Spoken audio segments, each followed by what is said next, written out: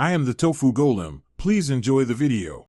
You start by confirming the battery at roughly 12V and then disconnect the negative terminal to prevent shorts.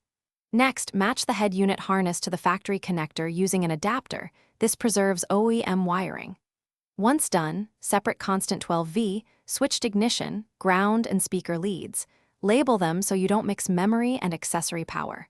Use a 20A inline fuse on the constant feed. This protects the new unit. Make sure to have crimp connectors and a quality ground point ready before proceeding.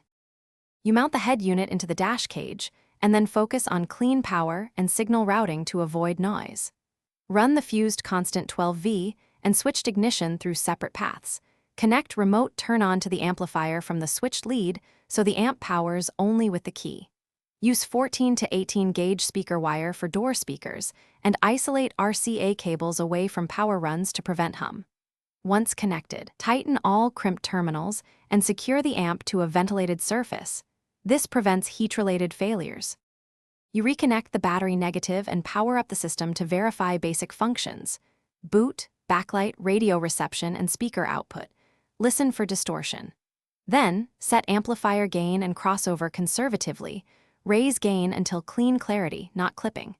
Confirm speaker polarity to avoid phase cancellation.